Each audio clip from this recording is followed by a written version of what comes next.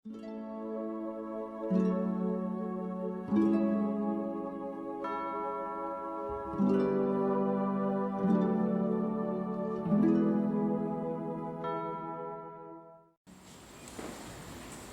Ibu sekalian, saya bersyukur saya tinggal di Indonesia.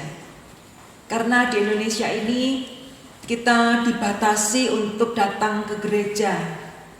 Kita tidak bisa bebas lagi datang ke gereja demi keamanan kesehatan. Tetapi banyak orang-orang yang kepengen ke gereja. Kita sampai berulang kali di gereja saya menasihatkan, sabar dulu, jangan dulu. Natal ini banyak yang minta, ayo kebaktian di gereja.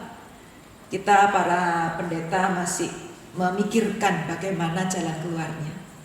Saya bersyukur ini indahnya Indonesia, saudara. Karena di negara-negara lain itu pada waktu bebas ibadah orang malas ke gereja.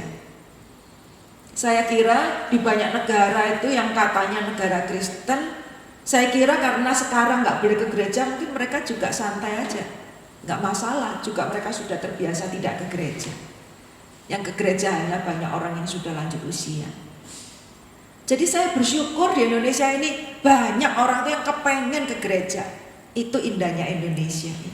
Banyak orang yang masih takut dan cinta Tuhan. Jadi karena itu saya sangat bersyukur, berterima kasih untuk kesempatan boleh melayani Bapak Ibu jemaat di sini berbagi firman Tuhan di rumah Tuhan.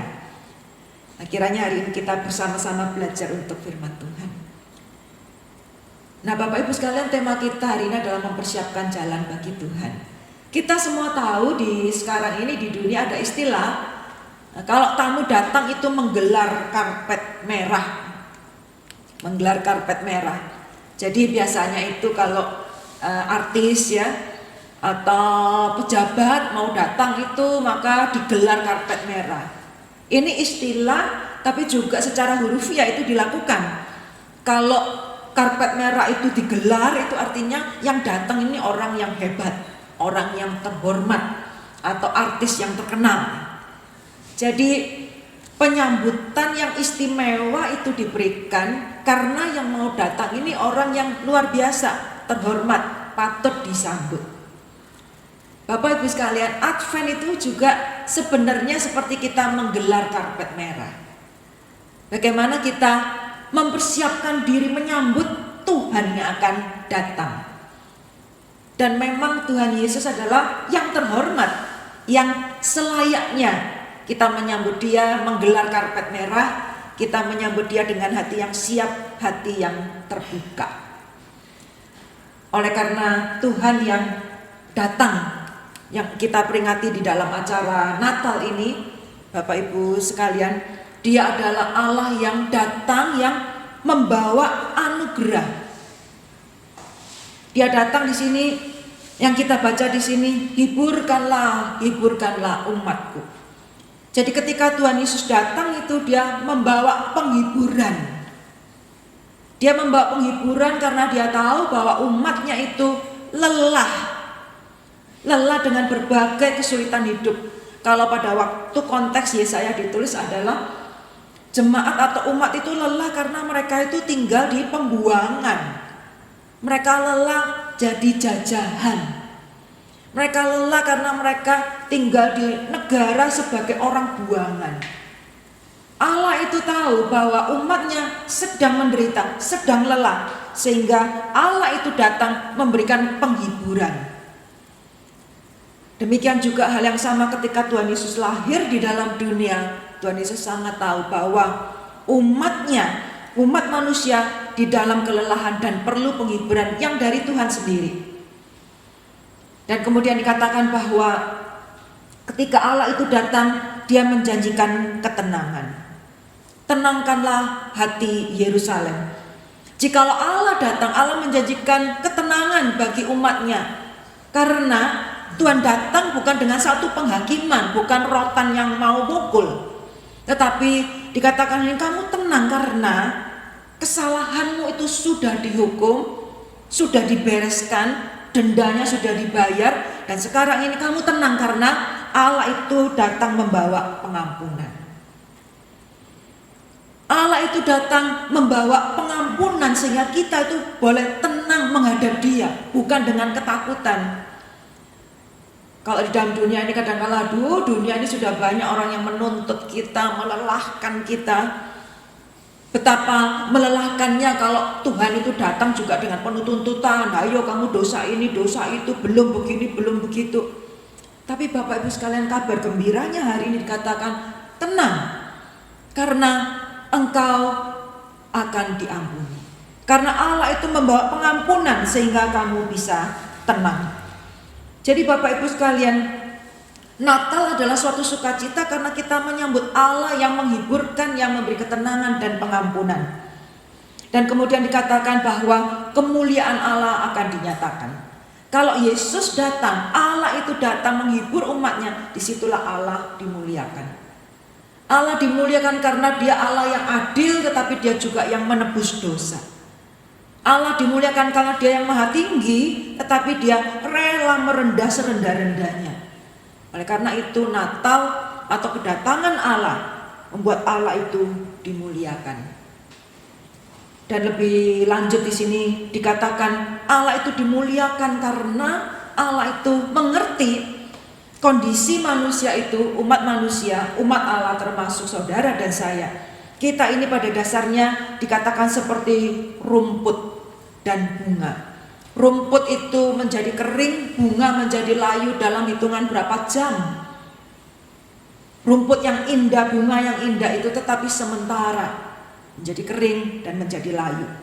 Allah mengerti keadaan manusia, saudara dan saya. Seperti hari ini kita melihat dengan kasat mata bahwa manusia itu di dalam segala kehebatannya seperti rumput yang bisa kering, bunga yang bisa layu.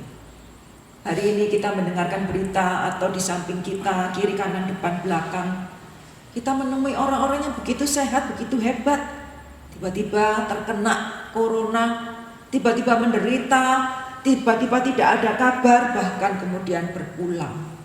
Hari ini kita betul-betul mengalami bahwa manusia itu seperti rumput yang bisa kering dan bunga yang bisa cepat layu. Nah, tetapi Allah mengatakan bahwa kita yang begitu fana ini, katakan bahwa firman Allah itu tetap selama-lamanya. Dikontraskan manusia yang bisa kering dan layu sekejap, dikontraskan dengan firman Allah yang tetap selama-lamanya. Dikontraskan antara manusia yang hidupnya sekejap bisa hilang, tetapi Allah dengan firman-Nya, perkataannya, janjinya itu tetap selama-lamanya. Sehingga untuk itulah Allah dimuliakan. Karena yang sementara ini berada di bawah kekekalan Allah, kemahakuasaan Allah. Sehingga manusia tidak lagi menjadi orang yang tanpa harapan. Karena firman Allah, janji Allah dan Allah itu sendiri. Allah yang mau merendah, Allah yang mau berbicara, Allah yang berjanji, dan Allah yang menggenapi. Lalu kalau masih kurang mantap, di sini diberikan tambahan ilustrasi. Tuhan Allah itu kuat, berkuasa, datang ke dunia dan Dia menggembalakan umatnya.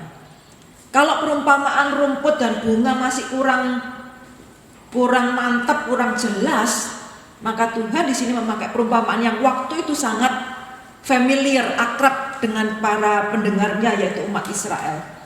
Yaitu bahwa Allah akan datang sebagai gembala bagi umatnya atau bagi domba-dombanya.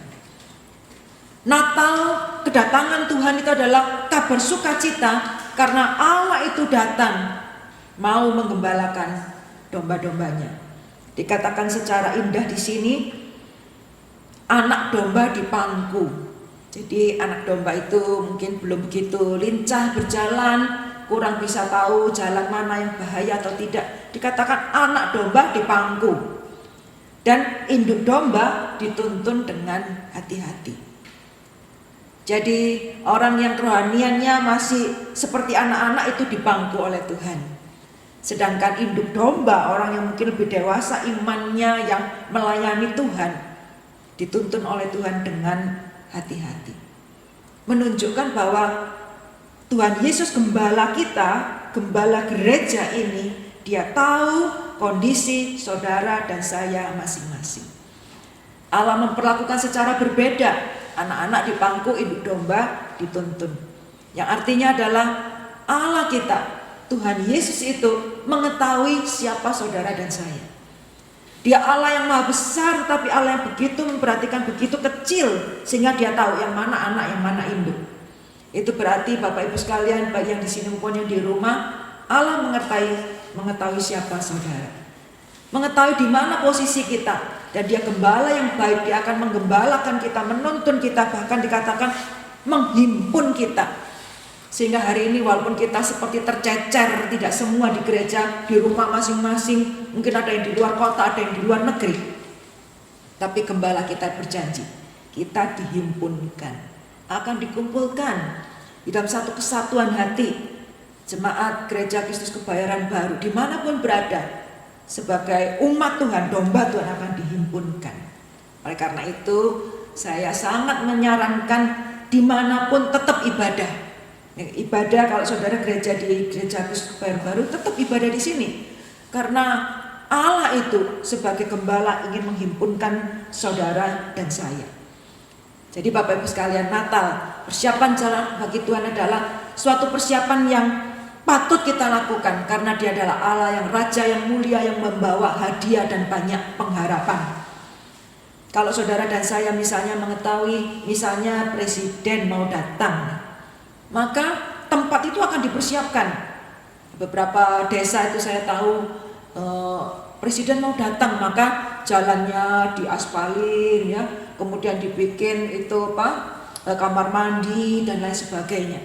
Karena yang datang ini orang besar yang akan memberikan hadiah, memberikan pengharapan. Jadi itulah yang bisa kita lakukan juga sebagai umat Tuhan. Nah saudara sekalian, kalau kita boleh membandingkan, saudara tahu lagu tentang Sinterklas ya.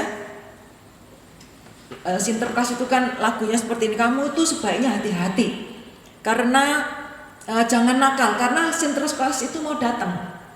Nah hikayat Sinterklas ini, kalau kita itu baik, kita akan dapat hadiah. Tapi kalau kita itu nakal ya, ini untuk anak-anak ya, kalau kita nakal, kita bukan dapat hadiah, tapi ada itu yang saya tahu namanya suar tepit ya, yang hitam-hitam, kita nggak dapat hadiah, malah dipukul. Jadi legenda Sinterklas ini mau mengatakan bahwa dia datang, tapi dia itu akan bawa catatan. Ya kamu itu baik apa nakal, sehingga kalau baik dapat hadiah, kalau nakal dapat hukuman. Ini Sinterklas saudara. Mungkin sedikit menyenangkan bagi anak-anak, tetapi bisa menakutkan bagi kita. Karena apa? Kita akan dihitung berdasarkan baik buruknya kita, kebaikan atau kekurangan kita. Sesuatu yang menakutkan sekali kalau bagi kita, kalau benar-benar yang datang ke Sinterklas, karena ada hitungannya. Tapi puji Tuhan, Sinterklas itu cuma legenda. Yang asli benar-benar sejarah dan benar-benar kebenaran adalah bahwa Tuhan Yesus datang. Sehingga lagu yang kita kenal di gereja yaitu Joy to the World, kesukaan bagi dunia. Rajamu datanglah, beri hatimu kepadanya, sekalian nyanyilah. Kesukaan bagi dunia, kesukaan bagi saudara dan saya yang datang ini raja. Raja kalau datang pasti bawa banyak hadiah. Raja kita dikatakan di sini, dia nggak datang dengan catatan kamu baiknya berapa, salahnya berapa. Dia katakan tenanglah hatimu, karena kesalahanmu sudah diampuni. Inilah Raja kita.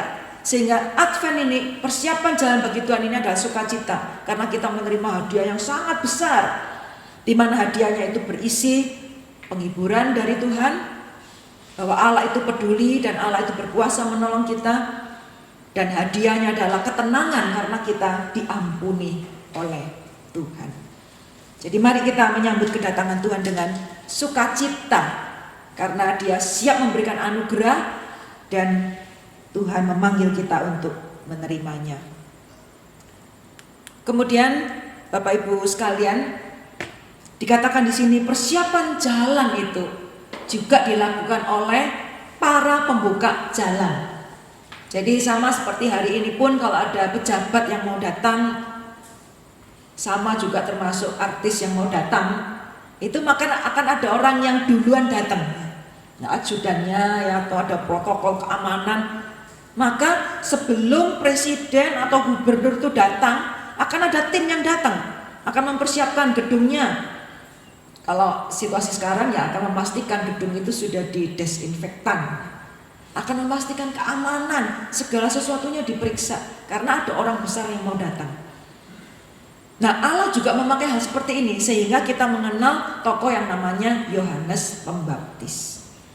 Yohanes Pembaptis ini di sini di dalam Yesaya ini dikatakan atau dinubuatkan akan datang, bahwa sebelum Yesus lahir akan ada pembuka jalan, yaitu yang namanya Yohanes Pembaptis. Yesaya 40 ini adalah nubuat bagaimana ada seorang yang akan berseru-seru di padang gurun, di padang belantara, yang sudah dilakukan oleh Yohanes Pembaptis. Yang dia mengatakan, persiapkanlah jalan bagi Tuhanmu, bertobatlah, Tuhan mau datang, bertobatlah, kerajaan Allah itu datang, Tuhanmu datang. Jadi Yesaya 40 ini pertama-tama berbicara bahwa akan ada Yohanes Pembaptis yang akan membuka jalan bagi Tuhan Yesus mau datang. Karena di sini Tuhan mengatakan bahwa jalan itu harus dipersiapkan. Dikatakan bukit diratakan, ya, gunung-gunung itu lembah yang seperti berlubang besar itu ditutup, gunung atau bukit itu diratakan menjadi satu dataran. Supaya Tuhan itu datang dengan segala kemuliaannya dan siap untuk melakukan pelayanannya.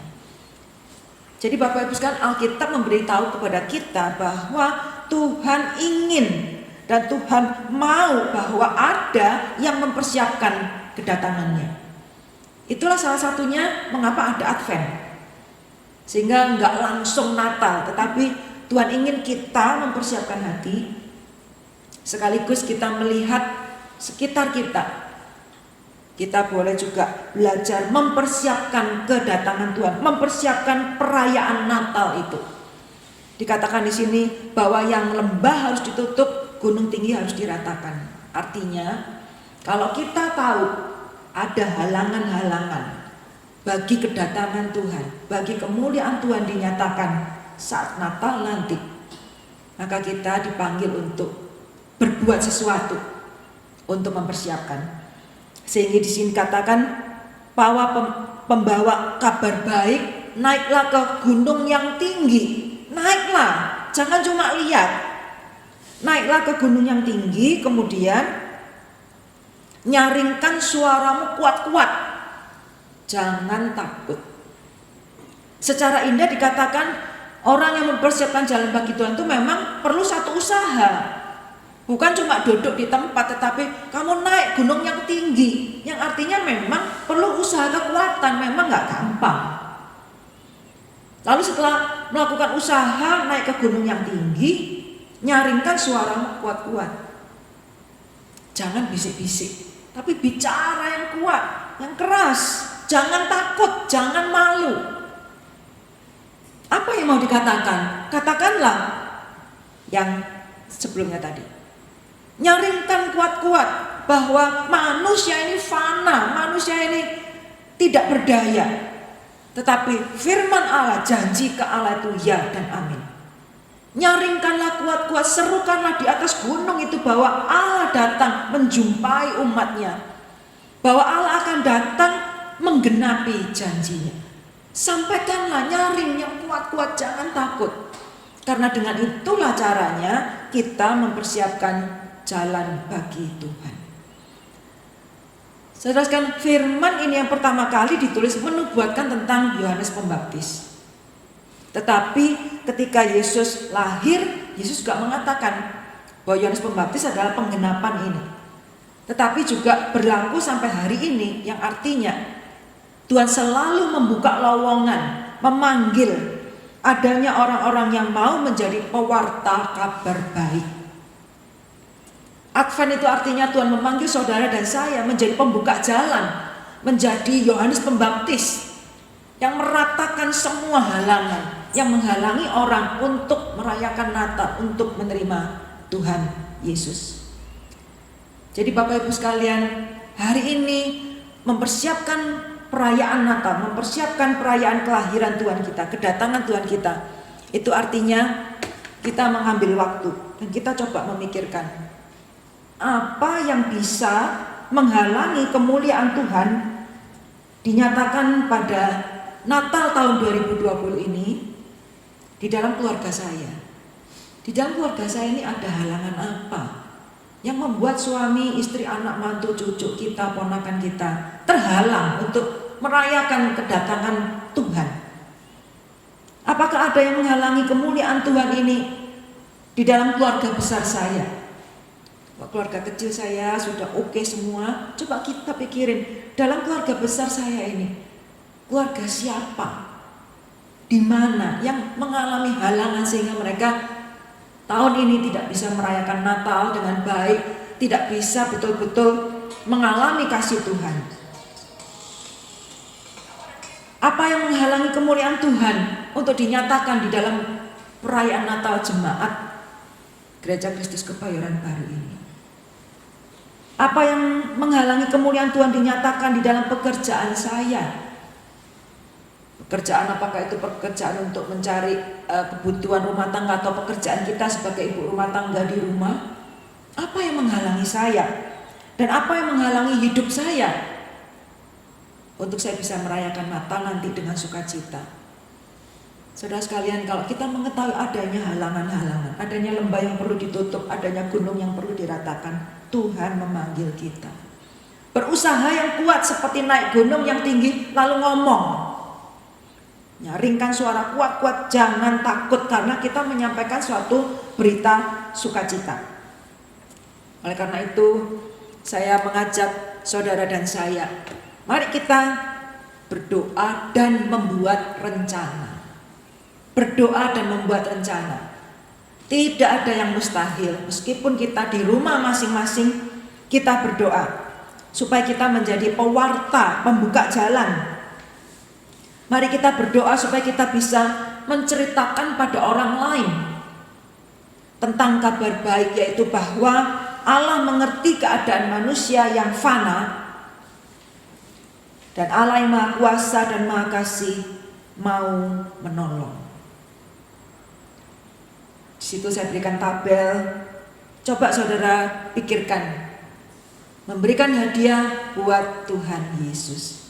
Minggu pertama Advent, saudara pikirkan apakah melalui WA, apakah melalui SMS atau telepon atau yang lainnya. Saudara pikirin, siapa ya yang mesti saya kontak lewat WA atau telepon, atau saya mengirim makanan atau mengirim minuman. Lalu katakan, selamat mempersiapkan Natal, atau Bapak Ibu, Ibu siapa, Bapak siapa, selamat menyambut Natal. Nanti orangnya itu kan akan jawab ya. Mungkin jawab, kok gak biasanya, mimpi apa? Gitu ya.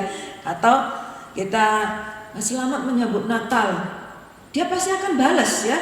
Dia akan balas, maksudnya apa? Misalnya gitu. Atau dia akan cerita mana bisa menyambut Natal dan seterusnya. Saudara sekalian, taburkan benih kesaksian dan firman. Hubungi orang. Gak perlu seluruh dunia. Coba pikirkan, satu minggu satu aja. Apakah itu teman atau saudara, keluarga besar. Berikan SMS, telepon, katakan selamat menyambut Natal. Lalu mereka akan membahas dan mari kita sampaikan, ya kita ini manusia yang fana seperti rumput, seperti bunga, tapi Allah kita boleh katakan, saya doakan ya supaya kamu, supaya Anda, supaya Bapak Ibu bisa mengalami penghiburan, ketenangan dari Tuhan.